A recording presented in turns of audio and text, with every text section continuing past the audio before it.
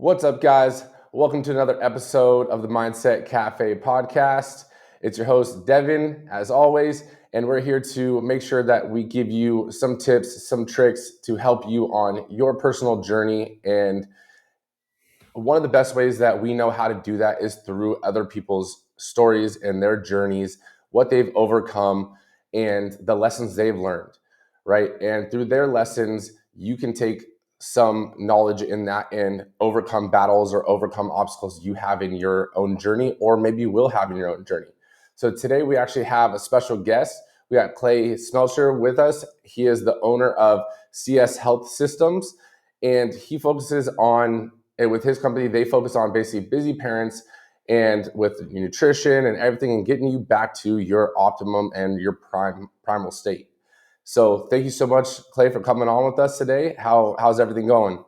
Hey, Devin, thanks for having me on, man. I appreciate it because it's cool. I like to chat about this stuff. I'll geek out on it, and it's pretty fun. But I love what you said to start off with here is because everybody's journey is different. And the one thing I love about humanity is that everybody's different. And I don't think in this world we celebrate that enough.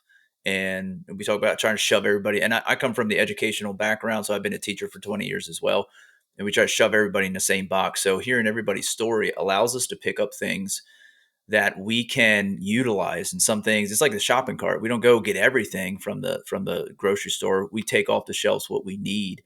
And everybody's journey is different, so we can take that and we can relate to that. And I think that's one of the biggest things, especially as parents, and we deal with parents. Is like there's no blueprint, and there's no blueprint for life. So we're like, all right, how do we figure this thing out? So I love that intro because that's so your guest and people who are listening, make sure you do that. Make sure you listen to the episodes because that's important. Other people's journeys are so important to your journey.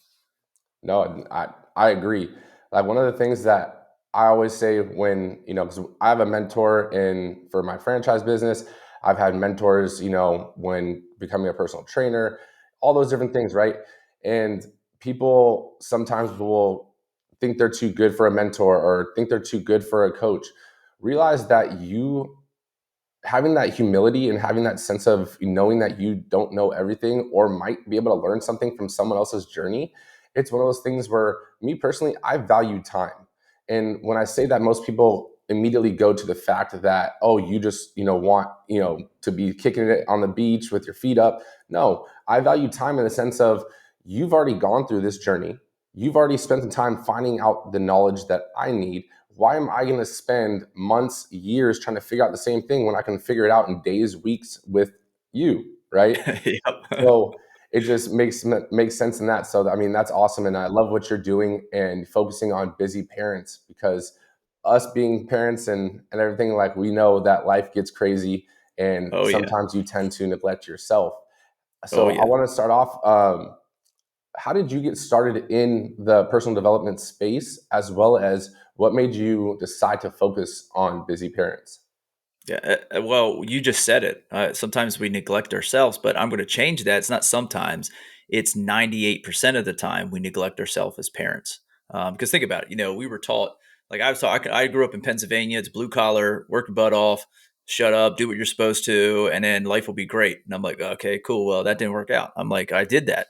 And it's like, at 35, I'm 43 right now. At 35, I'm sitting on my couch having a panic attack over a TV show. And I'm like, this isn't what life was supposed to be like. Like I followed the rules, I did the things. And now I'm sitting here like looking at my life being like, what the fuck is going on? Like, why? Like, am I crazy?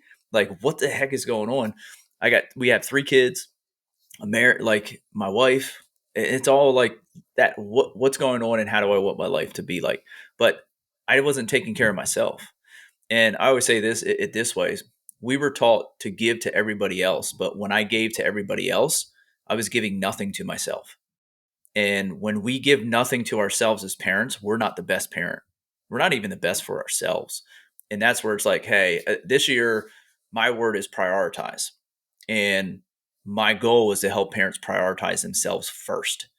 So many people are like, well, that's selfish to put you first. I'm like, no, it's not. Like, it's selfish to not put me first because when I don't put me first, my kids suffer because of it. Because think about how much confidence I have. Nope, it's lower. I don't take care of my health and I look in the mirror and I'm like, oh, you're stick skinny with a dad belly. I'm sitting there going, dude, you look like crap. Well, guess what that does? It resonates. My kids know I felt like crap. My kids right now know I feel great. Why? Because they're seeing me put the work in. They're seeing my body change. They're seeing my confidence change. They're seeing me stand up straight, my chest out, be like, yeah. I look in the mirror, and I'm like, dang, dude, you look pretty good. Like, nice job. So I earned it. When we earn things and collect those wins, we feel more confident. Well, that resonates way better with my kids. Think about what my kids are seeing now versus panic attack over a TV show guy. Like, it's totally different. But I gave everything to everybody else, and I'm a teacher. I've been educated or in education for 20 years. I was taught to give to every kid. I was taught as from my parents to give to your kids. I was taught to give to everybody else. I was taught to give everything to my wife, and that left me with nothing. But ultimately, I was choosing that. I just had to choose different now. No, I mean, that's huge. And I totally agree and resonate with that. It's, it's one of those things where people will say it's selfish if you focus on yourself, right? But they say, and I totally agree with and align with it, is like you have to be to a degree selfish to be selfless, right? Yes. Because if you're not taking care of yourself and you're not filling your own cup, you can't continuously pour into other people's cups, No, can't. right? Yeah. And And here's I want to stop you there. I apologize for stopping you, but are you good? I'll lose it. My ADHD will jump onto something else. I'll No, squirrel out somewhere else. you're But good. here's you're talking about the cup. You're talking about filling your cup. You're talking about giving. Here's the problem that we have. We were taught to give from our cup. So let's say you're doing what you need to do health wise. Your nutrition, your movement, you're intaking water great. You're getting good sleep. Your mindset's good. When you go to sleep and you wake up in the morning, is your cup actually full? If you're doing all five of those things, probably. But then let's say you wake up and you're like, you roll over, you give your wife a kiss, you gave from your cup. You go into the bathroom, you get your kids ready for school, whatever it is, you give to your wife in the morning, you give to your kids in the morning. And what happens to your level in your cup goes down. Then I go to school or you go to your job. I have 110 students. I give to those 110 students, boom, it goes down. I give to the other teachers, boom, it goes down. So when I come back home to my family, how much is left in my cup? Probably like 15%, 10, 15%. So my family gets 10%. And the rest of my day at work, they got more percentage of me. Students who I don't even know, I don't raise them, I just teach them math. They got more percentage of me than what my own family did. So what we do is we're taught to give from your cup. The problem is nobody should be giving from, you shouldn't give from your cup and you shouldn't let people put in your cup. What is in there is in yours. Think about it this way. If you got to the point where you ate right, you exercised, you had your water, you had the right mindset, you slept great, you had those five things intact, and you were like, boom, boom, boom, boom, boom, you're on point every day. Think about your cup being overflowing instead of just diminishing and refill. But think about it. I just think about this as we're going. Diminish, refill, diminish. How tiring is that? That's exhausting trying to refill your cup. But what if you have it overflowing? How much water do you need to keep your cup overflowing? You don't need much, just a little tiny bit. But think about it. If you have the overflow, nobody puts in your cup, nobody takes out of your cup. When I wake up and I give to my wife in the morning, she can only have and taste my overflow. That's it. She doesn't get to put in. She doesn't get to. I love my wife, but she doesn't tell me who I am. She doesn't put in my cup. She doesn't take out of my cup. But she can drink as much overflow as she wants. Let's go to my kids. They get the overflow. How much overflow can all three of my kids have? As much as they want. Go to my 110 students. How much overflow can they take? As much as they want. There's no limitation to that. When I come back home to my family, how much of me does my family have? 100%, because they still get the overflow. If I overflow me first and I take care of me first, that means my family gets the overflow and they can drink as much. If I don't, I'm diminishing my cup. When I diminish my cup and I diminish my cup, how much can they get of me? Less than what they should. And that's where it's like for me, I had to jump in on the cup, because that right there is just how can we get parents to overflow? And if you're not a parent, how can we get you to overflow? Because it extends out to everybody around you. So that's how can And we overflow the cup? no, exactly. I agree with that. And I think I worded it wrong. I am in alignment with what you're saying on that. Mhm. When when I was saying, giving from your cup, I do also mean from like the overflow. I don't think it should be a linear thing where you are giving, giving, giving, giving, trying to then take in. I think that you filling your cup, right, should be a 24/7 thing, Yeah. right? So when I say giving from your cup, what I essentially refer to, I know I should have clarified, is that same overflow Yeah. process, right? And when you're filling your own cup, or the process of your cup overflowing, people need to realize, at least in my opinion, that it's not others, like you said, like putting anything into your cup. You're constantly putting stuff into your own cup, from the conversations that you have, the perspective that you have in your day, the conversations, the things you listen to, the things you read, the things you do, right? All those things should be constantly just filling your cup up, and which leads to that overflow. One analogy from that, like to kind of like add to what you're saying, I interviewed Justin Prince last week, and one of his methods is, or one of his formulas coming from the math, scene, for you, it's E plus R equals O, I love it. Yep. right? So event plus response equals outcome. And Absolutely. so you can't necessarily always change the events in your life, the interactions that you have in your life, but your response to those events, the way you think about it, the way you respond verbally to it, the way anything, you have control over that. And that is your own emotional maturity. Now, that dictates your outcome. So you can have either positive outcomes or negative outcomes all day long. But what you have to think of is kind of going into that overflow state. Every outcome is an event for someone else, Hmm. right? So for your family, for your kids, what events, what inchangeable variables are you putting into their day, their life, that you have control over, which is your overflow? Would you kind of agree with that? 100%. Go to your health. You, we willingly and unwillingly, knowingly and unknowingly teach our kids everything. Because think about it. Well, they weren't. None of us were born knowing anything besides like, hey, get something in my hand, squeeze, and then breathe, and then shove it in my mouth. That's it. That's all we knew. Everything else is learned. So as parents, if you are doing the action, you're teaching them. If you're not doing the action, you're also teaching them. So as I sat on the couch and ate tasty cakes and cookies and felt like tasty cakes and cookies, whether I told my kids I didn't feel good about myself or not, they already knew it. I didn't have to tell them. Like, and there were what, probably 6, 13, 10 in there, in that range there. So from 6 to 13, like in those range, they still knew. They still knew dad wasn't like excited about life. They still knew that. Like, he's moping around. He doesn't feel this. He feels anxious all the time. He's like, so he's irritable, all those things. But when I started taking care of my health, they're like, "Oh, dang, dad. Okay, what's going on here? Okay, what's going on?" Like, those are the things. Like, our son asked about, "Hey, okay, how can I get some good protein in?" We didn't sit here and say, you have to get protein in. He just knows we're looking for protein first. So he adopts those things, but he also adopts the bad things too. So, and that's what we got to understand, is that those good and bad, whether you do it or don't do it, you're the one teaching them. And what can you control? Like, I love that the E plus R equals O, because one of our members a while ago, that he said that, and I was like, oh my gosh, that was awesome. Like, I love it, because it is, your response is in total control of you.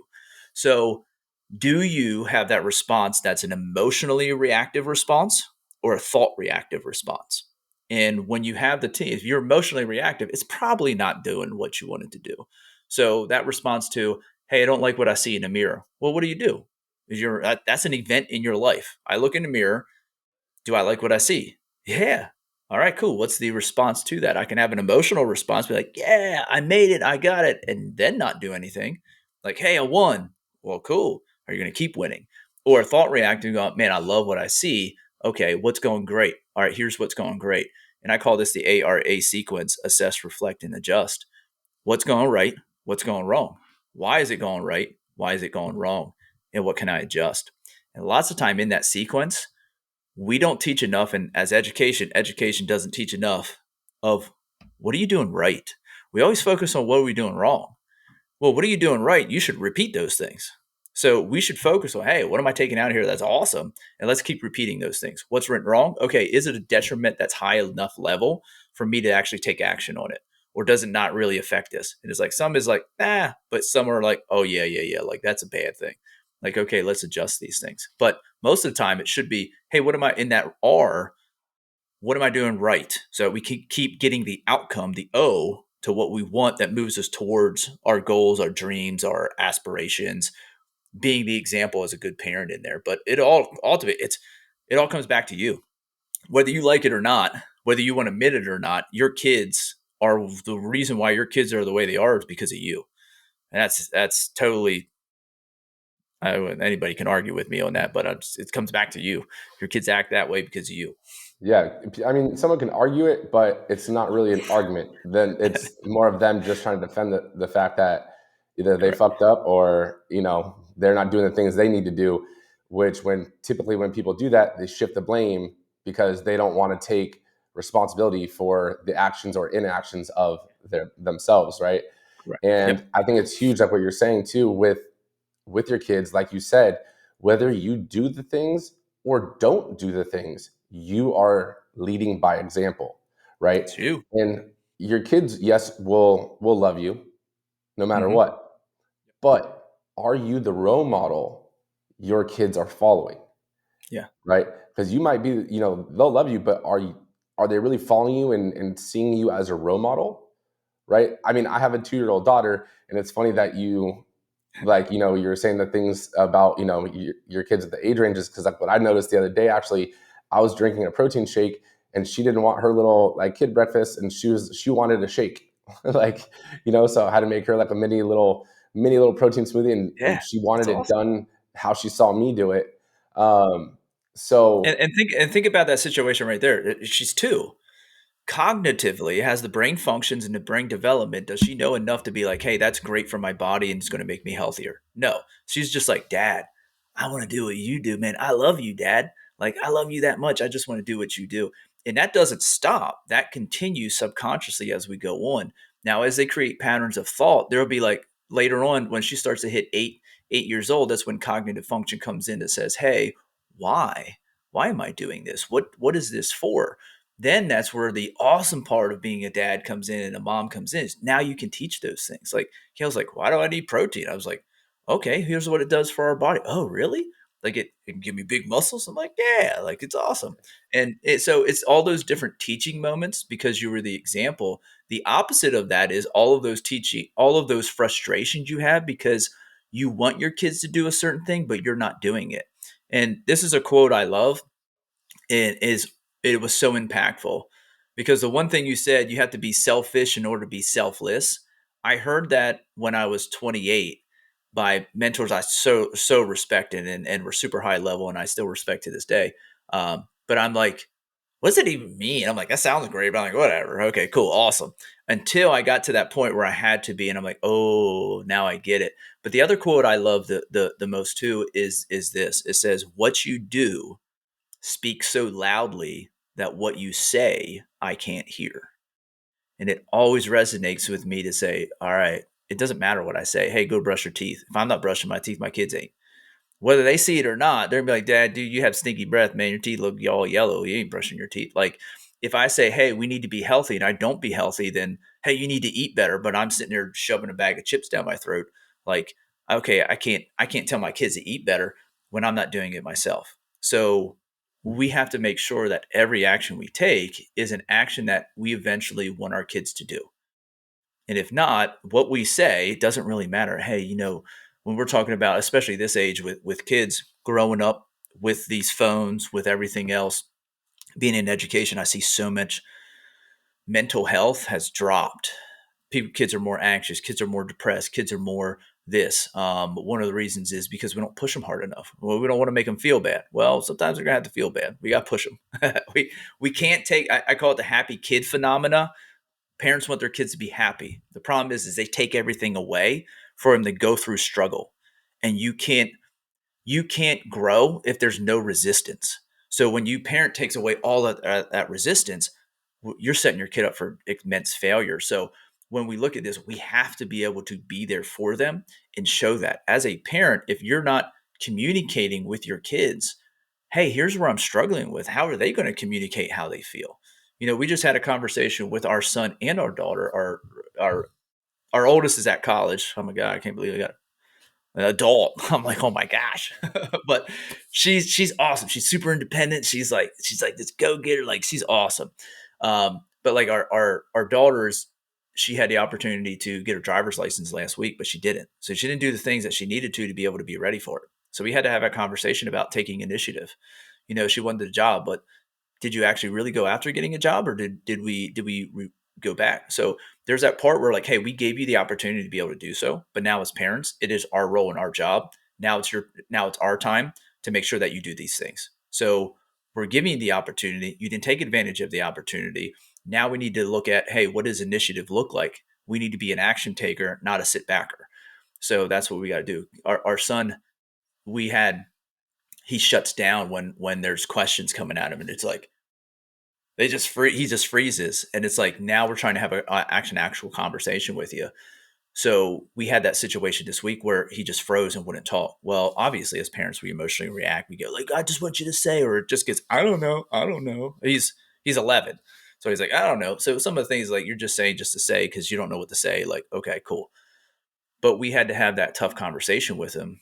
And then we sat down like, listen, you need to have a conversation that's open and honest, and you need to be able to express your feelings. You are feeling something, you are thinking something. Therefore, you need to be able to learn how to communicate those. We're here for that, but you need to have this tough, uncomfortable conversation because what happened previously wasn't okay. And this conversation needs to happen so we can move through this, and that you can learn too, and we can learn how to communicate with you better, but also you learn how to communicate with us better so that we can actually have this dialogue and we can look at the situation, know what it is. Is there an issue? Is there not an issue? But then we can move forward to it. Again, there's an event. The response was he shut down. The outcome was the situation wasn't solved and we were pissed as parents. So now, okay, what's the new event? Well, the new event is how can we teach our son to communicate effectively? Okay, I had to have a tough conversation with him and say, listen, like you can't do that. This is how we need to move forward. This is how I have to move forward. You have to move forward, and as men, we have to operate this way. And then we have the new event, which was the conversation, which then the response from everybody was awesome. And then afterwards, the day after, I think it was yesterday, um, he said to my wife, he's like, I'm really glad we had that conversation. I feel better because I was able to communicate to you like how I actually felt. And some of it was tough. Some of it was like, as parents, we're like, oh, damn, okay. Well, sorry it made you feel that way. You know what I mean? Like, and other ones were like, oh, okay, that's more understanding. Like, hey, and he's like, hey, sorry for this as well. So there's a lot of things going on there, but we have to be the example of having those things, and sometimes we have to be the tough. If we just took it away, like, okay, buddy, it's okay. You feel, and I hate to talk in that voice, but that's what I feel like it is. It's like, hey, like if I know you're feeling sad or upset, so just it's okay, and then give him all the rewards that we didn't teach him anything. I told him that he can do what he wants and still get the reward, but you can't. You don't earn going to a basketball game with your friends if you can't have a conversation just because we wouldn't have a conversation. You don't get that. So it's like some people are like, I do an initiation process with him. So every 2 years we go on a camping trip, and I've explained it to like what he does. So he has to complete 3 tasks. So his 12 coming up here. So he's going to do another one. And I'm like, if he doesn't complete the 3 tasks, he doesn't get the reward. And I have other people who are like, so really, like if you wouldn't give it to him? I'm like, no. They're like, that's mean. I'm like, why? He didn't earn it. I'm like, you have to complete all 3 tasks. If you complete all 3 tasks, you're good. If you don't, we don't. He has to learn that sometimes if he fails, so he doesn't get the reward. And they're like, oh, well, that's harsh. And I'm like, I'm okay with that. No, So that's huge. it's the example you set because you set it for yourself. I can't ask my kids to do things I'm not willing to do myself. Just like with my clients, I can't do a workout. I can't assign them a workout phase or a nutrition phase that I'm not willing to do myself. because now I'd be just being hypocritical. Like, hey, do this, but I'm not willing to do it myself. Nah, come on, like you can't do that. Same thing with your kids. You're No, not no, willing to do it yourself. Don't expect your kids to do it because they're going to do what you do, not what you say. no, 100%. And I think that's huge. And I commend you for doing that. If you don't complete the task, like even if you tried your hardest, if the Hmm. task didn't get done, I'm sorry Yep. about it, but it is what it is. This is how life works. Sometimes you try your hardest and it just doesn't work out. Yep. It's a huge learning lesson that I don't think enough parents realize the detriment you're setting for your kid Yeah. if you only reward them off of effort and not sometimes take into consideration like it has to be about they did this, they completed this, so here is the reward or here is the outcome. The Yep. outcome sometimes if you don't complete it, no matter how hard or you tried or how bad you wanted it, it just doesn't work out. Like, but you can Damn try right. again, Yep. and so forth, right? So I think that's huge. But I do want to rewind real quick to what you were saying about your kids. They hear you, they'll listen to you, but the more important thing is they're watching you, right? Your actions speak louder than your words. And it's funny because I mean, this isn't like a good example, but it was a funny example and it just reminded me of it. But there was, I think it was like an Instagram post or a little Instagram reel. This mom was in the drive through of, I think it was like Starbucks, and she was ordering a coffee. And the little kid, she must have been like 5, 6, she was facing forward in the car seat. And she was like, Mom, can I get cookies? And the mom looks back at her and she's like, we have cookies at home. And the little kid goes, we have coffee at home. And then the mom turns and she's like, can we order some cookies? Like, so it's one of those things where like your kids are Yep. smart, right? So your actions, and even though you'll tell them no or whatever, if they Hmm. see you contradicting what you're actually saying, Yes. they're not going to believe what you say. They're going to watch what you do, right? Yep. So, I mean, I just wanted to have touch back on that, but I do want to ask Yeah. you a question. I'm Yeah. Go ahead. curious. With you being a teacher, Hmm. right? What grade do you teach?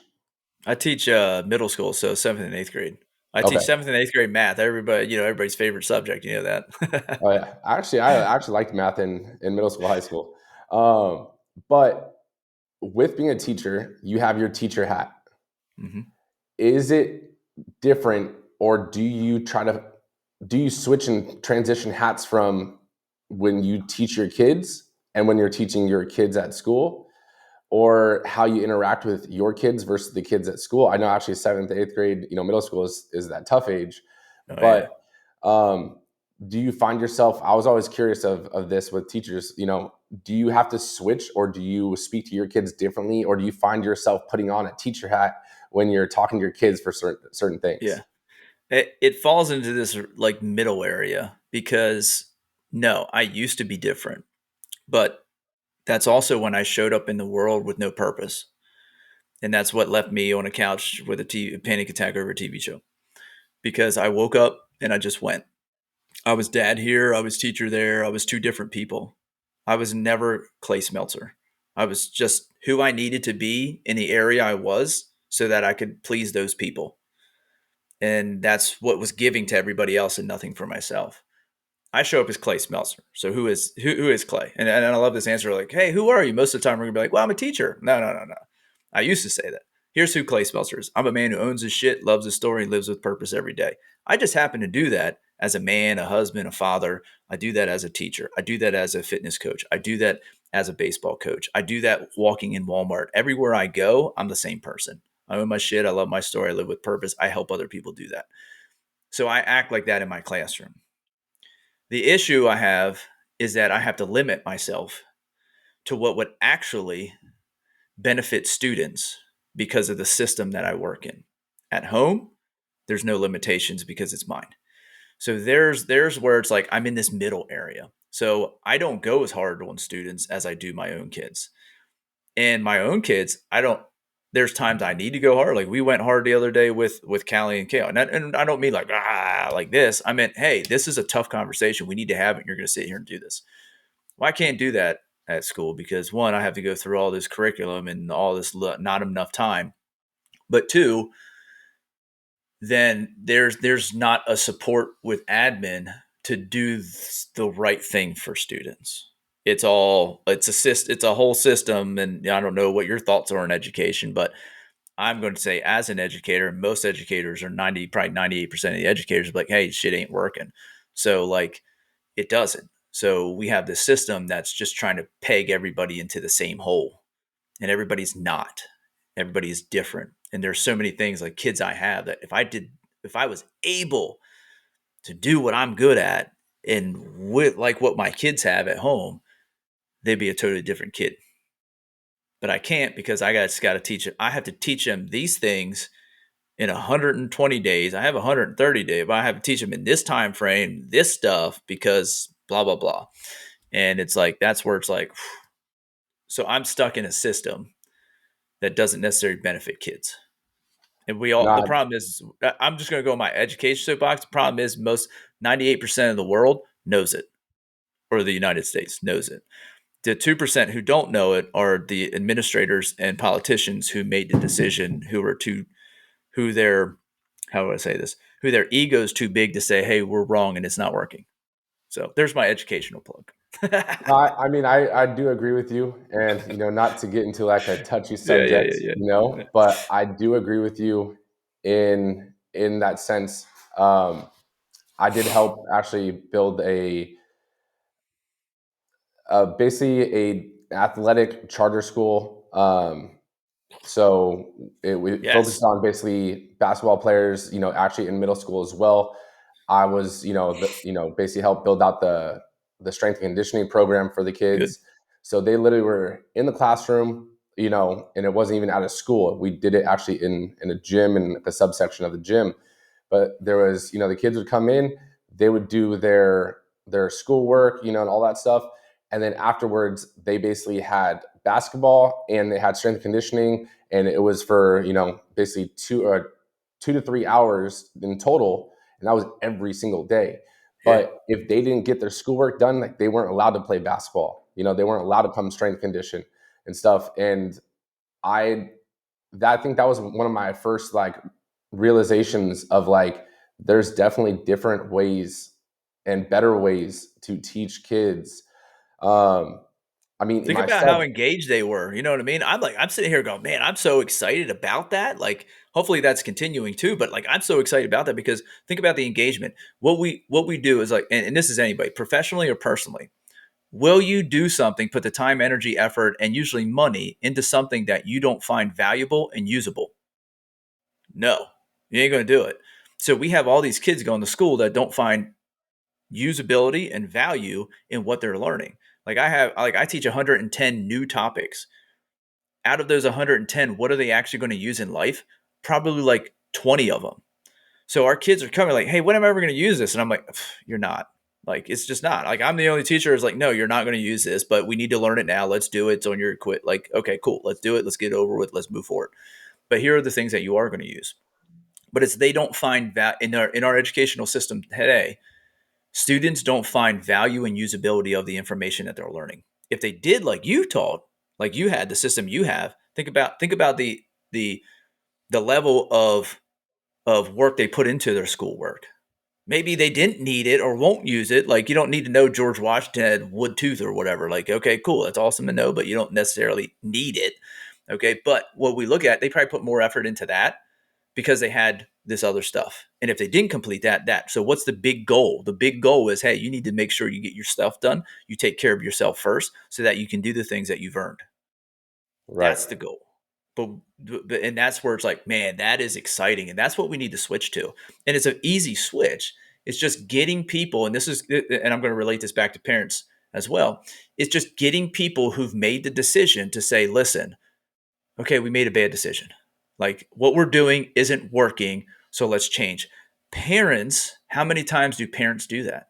They'll stick, no, this is right, this is right, this is right. But they're like, well, all right, is it actually right? Like, your ego gets in the way of you being the best parent because you're unwilling to say, no, I need help. No, I didn't do this right. Yes, I can make some adjustments, things like that. So we don't want to say, and I think we talked about it a little bit before, is we don't want to say we were wrong. because when we were wrong, I have to admit that we were wrong, and my ego can't handle that. But what we need to understand is when we admit those things that we did wrong, but we also celebrate those things we did right, we're collecting wins in both areas. So that's why being an athlete growing up, like I understood, like I learned a lot from losses, but I probably learned more from wins because hey, I'm winning. And this is what we're going to keep doing. Like losses, oh man, what do we do? How do we? Okay, cool. Let's make those adjustments. But you learn from both. It's not an. It's not a. It's not. I get better from one of them or the other. No, you learn from both of those. But having the ego to say, yeah, I'm not at the right spot I need to be. Here's what I need to adjust. Our egos have overtaken our ability to be aware and take action on that awareness. No, I 100% agree with that, and I think that also kind of like touches into like what Jocko Willings talks about in Extreme Ownership, in the sense of being able to admit either you were wrong The book's back. or I was looking back here because it's right back there somewhere. oh yeah, like It's on you my know, bookshelf. yeah, like he talks about in the sense of not just admitting that you're wrong, but taking ownership of Yes. good or bad outcomes. And so Yes. even like with like my team and like my employees and stuff, it's one of those things where if they didn't do something or do it right or whatever the case is, it's easy just to put that blame on them, like you didn't do this. But if you have that humility, and people think of humility as a bad thing, but it is actually a Mhm. strength, being able to reassess yourself and know that you don't know everything or don't do everything right all the time, you can improve yourself. But letting them know, like, hey, maybe I didn't explain this well enough to you. That's my fault. Yeah. And by doing stuff like that and then basically explaining it to them again, then all of a sudden you'll notice, just like that E plus R equals O, the outcome is they start to tend to take more responsibility Yes. for other things. Like, no, you actually did explain it well. I just messed up, or I was half-assing it, or whatever the case is. And that starts to again have other outcomes on other people's lives and so forth. So I think that Yeah. is a huge thing that Yeah. people do need to know, is being able to look at yourself and being willing to admit when you're wrong, if you're wrong, Hmm. admit, take responsibility for things and not shift blame. Yeah. um We just so we're in a fighting society. I'm trying to prove everything's right that you say, like so, and that's where it too comes into some like beliefs. We go to beliefs, politically, educationally, spiritually, whatever we got, parenting styles, whatever. Like you believe what you believe, and you make the choices what you feel best. Ultimately, if somebody comes in and say, "Hey, Clay, I think what you do is dumb," I'm like, "Cool. Like I appreciate. What are your thoughts? What would you do?" Okay, I would do this. Okay, cool. Like I appreciate your response because you and your thoughts, but those aren't my thoughts. I like what you said here. Maybe I'll look at adjusting that. But we don't have to argue and try to prove that we're right. And that's what we do. And that's why we have issues with parenting. Sometimes we can't even talk about a topic like, hey, should you discipline your kid or not? What about spanking? Like, does that work? Or should you use it or not? And some people go off the rail. And I'm like, okay, so if you choose this or choose that, that's your choice, not mine. Okay, here's what I believe. Here's what you believe. You can take it to any realm. Education, like, there's, again, for me, like, I'm in the educational system. Here's my beliefs. So other people have different. And that's where it's like, okay, cool. We got to celebrate those differences instead of sitting here and try to argue about those differences. Because the more we argue, the more we go internal to say, hey, I'm not willing to say I'm wrong, or I'm not willing right. to say, hey, maybe I should look at this a little bit different, or see somebody else's perspective, not even change, but just be able to be like, oh, okay, I get what you're saying. All right, cool. I don't agree with it still, but I understand where you're coming from. That's a pretty cool way to think about it. No, and being able to do that also allows you to grow and be able to shift your own mindset. And like, I Yeah. think that's a key point too, is in society we do always look to argue the fact that we are right and you are wrong, when in any given area it's not black and white.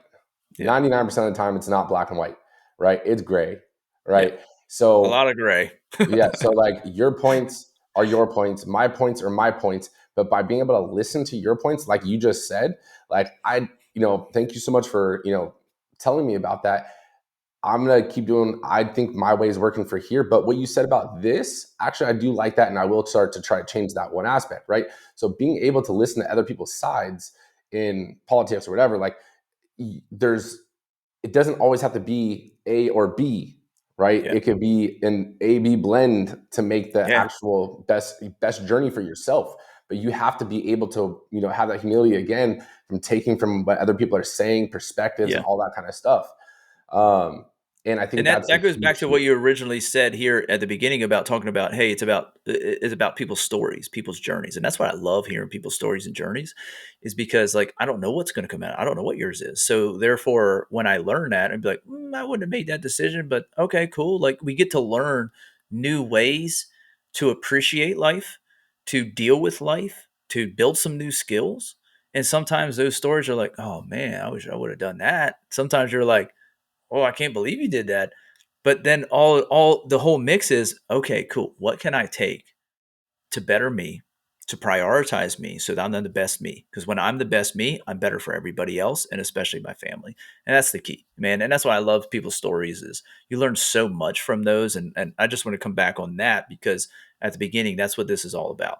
That's why 100%. you do podcasts is so that occurs. And some people might listen to this and be like, oh, there's some cool things that Devin and Clay said. All right, cool. Yeah, I'm going to try. Some people are like, well, that was the dumbest thing I ever heard. I'm like, okay, either way is cool because it's your life and it all comes back to you. Right. And that's, I mean, with podcasts, with audiobooks, with books, with anything, like the way I look at it is you're not listening to it or reading it to follow it as a script, right? When you're listening to people's journeys and you're listening to, podcasts or audiobooks or reading books, you're looking for the nuggets. You're looking for the little key takeaways that you can use or basically utilize to adjust your journey, adjust, your perspective. And that, I mean, I might read a book and get one key takeaway, but if I can get one key takeaway from that and something I can utilize, that I just grew, that book just is an improvement for me. Right. And I think that one of the things when you're talking about, you said basically like, oh, I don't agree with what you did there and or why you did this.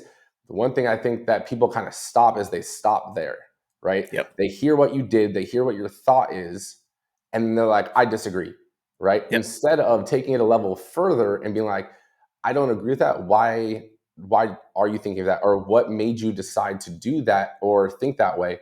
And then all of a sudden I can understand a little bit more of why that happened or why you're thinking that. And now we can discuss that, right? And that's going to be really the solution That's to a that's lot of people's yeah. debates.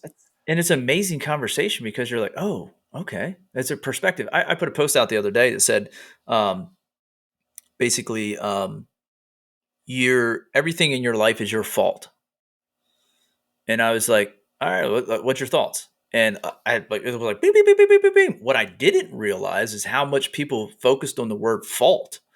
And they're like, well, why'd you word it so negatively? I'm like, I don't think I did, from from my perspective, and that was a lot of them. Like, oh man, I would say it this way instead of using the word fault. The word fault is really kind of negative, like you did something bad. I'm like, okay, I can see that perspective. For me, growing up in where I grew up and with my family and the experiences I had, when I say, hey, my life is my fault, that's good and bad.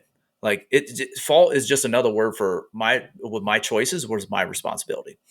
So it's to me, it didn't come. I wasn't negative like, and the quote came from somewhere else. It's just quotes, and I love to do that, but to get people's thoughts on that. But I was like, oh, that's an interesting perspective. Like, I still don't see it as negative, but it's an interesting perspective that how many people, and my wife said it too. She's like, did you see your post? Like other people, she's like, what did you think about that? And I was like, yeah, I didn't think fault was a bad word. She's like, no, neither did I. I was like, it's kind of neat just to kind of see how many people were like, yeah, I wouldn't use the word fault. That's bad. And I'm like, okay, cool. But from there, I'm not changing that thought process of me, but other people's perspective, I understand that. I was like, oh, that makes sense. That's actually a pretty cool perspective that you have about that. And I was like, oh, that's neat. Now, in the future, depending on what I'm using it for, using it at, I might not use that because I'm like, oh, that conversation we had, they're like, oh, this is more of a negative tone to it when it comes to something based upon what I want. So if I'm like writing a goal or something like that, I probably don't want to use the word fault because it might have a negative connotation to it. And that's where it's like, oh, okay, cool. Without that conversation or without that different perspective, I've been like, all right, cool, this is a good word to use. But subconsciously, it might not be the best word to use depending on the situation. No, that's huge. Actually, I heard something to kind of go along with that the other day from Tony Robbins. He said, people don't experience life. People experience the life that they focus on, Hmm. right? So, meaning like, if you focus and you're looking for the negative things, like the word fault or, anything that has a negative connotation, you're going to be focusing on that. And that's what your life and your perspective is going to be, because life is only through the perspective of the viewer, right? Life isn't life, right? Yeah, So your life and your reality is different than my reality, because it's what we focus on, what we intake, and what's filling our cups. So I think that's huge.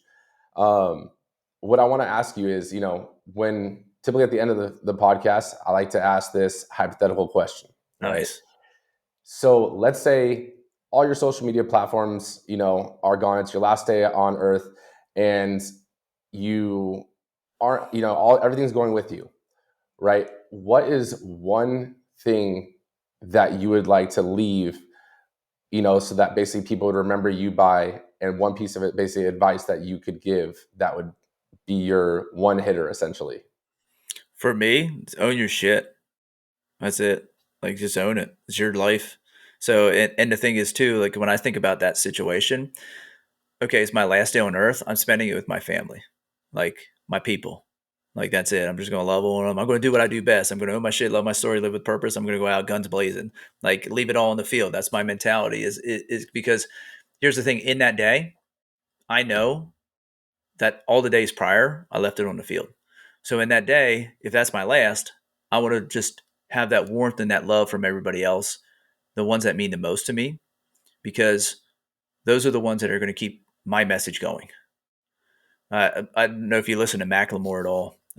Love his stuff, but in the song "Glorious," he says, "You die twice. The first time is when they bury in your grave, and the second time is the last time that somebody mentions your name." Because the work that we Mm. do on this earth and how we pour out, how we live as Clay Smeltzer. I know how I live as Clay Smeltzer now. My kids don't have to worry. And here's the thing too is I don't want to get morbid here, but like I might die today. But here's what I know. And we have 50-50 custody of my kids. So my kids aren't with us this weekend. And our oldest daughter is at college. But I know that if today we drove somewhere and we died in a car crash, I already know my kids know that today my wife and I left it all in the field. We left nothing behind because of how we show up every single day. We talked about legacy is a big word. One of the guys I know, Tyler Harris, he's like, Clay, think about legacy as this. It's not what you leave behind, it's what you leave right now. Because what you leave right now shows everybody what you're gonna have then. And that's it's for me, it's I know how I live and how I show up every day. I leave it on the field. So that today was my last day and like I died walking up these steps from my basement. Like I know my wife knows I left it all in the field right here. And because that's just how we live. And so I'm going to go out going, all right, cool. Wow. I So mean, I don't know that's if I answered your question, but that's how I'm going to answer your question. no, I mean, wow, that's powerful. No, that definitely answered the question. Where can people connect with you? What's the best They place can to connect with you? Facebook. You can connect with me on Facebook. Just type in Clay Smeltzer. Same thing on Instagram, Clay Smeltzer, and LinkedIn. I do have a Facebook group, Metabolism Secrets for Parents Over 30. And really, that's a parenting group to ask the questions, have the conversations that parents need to have. Yes, it says metabolism. Yes, those, but it's really a community of parents. And our goal is to reach 1,000 parents. We're about halfway there right now. And it's awesome just to have some of those conversations and deep conversations and light conversations. But there's no blueprint for this parenting thing, and we got to take care of ourselves first so that we can be better for our families. So that's those are the places that you can connect and join our community. No, that's awesome. And honestly, I want to thank you so much for taking the time out of your day. I know you got clients and stuff to deal with. So thank you so much for coming on and sharing your knowledge. And guys, like always, please make sure you leave a review and share this with a friend, share this with another busy parent or someone else that just needs that little push to help them on their personal journey, right? If you took something away from this, as a thank you to us, please make sure you give it to someone else and continue to let your cup overflow into others. So thank you so much, Clay. I appreciate it. Thanks, Devin. All right, guys, until next time.